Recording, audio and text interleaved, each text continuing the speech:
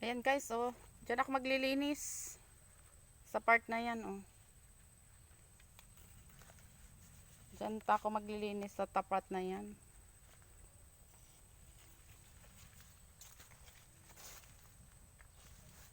Hello! Itong ating, naka-gloves. Tapos itong ating armas.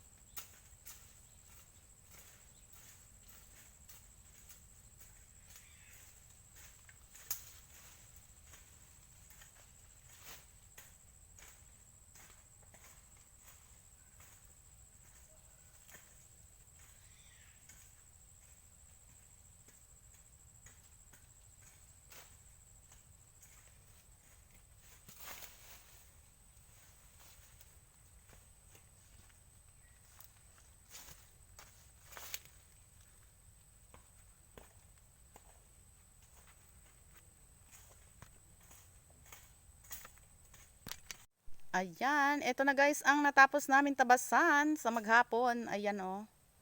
Papunta dyan. Tapos ito, papunta rito oh. Ayan na ang natabasan. Nalinisan sa maghapon. Ito, yung mga puno ng paminta oh. Ito yung mga paminta. Tapos may kape kasalit. Ayan po ang kape oh. Yan pong kape yan ay na-proning na. O ayan, may gabi pa tayo dyan sa tabi ng puno ng nyug. Dito rin. Meron ding kape. Ayan ang kape. Ito ang paminta. Ayan po, dito. May kahoy pa o. Ayan yung dating pinukan. Nakakawate. Ngayon po, kahoy na. Na maganda pong igatong. Kakawate po yan. Ayan o. Ang ating mga natapos linisan. Dito sa part na ito si daddy kanina. Ako ay doon, banda. Ito pa o. Dito pa o. Ayan. Papunta dyan. Yan po yung nalinisan namin ngayong maghapon. Papunta pa dito oh. Ito. Ayan. Diyan po oh. Ayan. Tapos dito pa. Papunta doon. Ayan po oh. Ayan ang aming nalinisan ngayong maghapon. Nakarami po kami ngayon kasi maghapon dito kami. Ayan pa oh. Papunta doon sa labak na yon. Tapos ito, ayan. Ayan oh, malinis na. Mga 3 hanggang 4 na araw pa yung mga ibang pamintahan at linis na lahat. Ayan.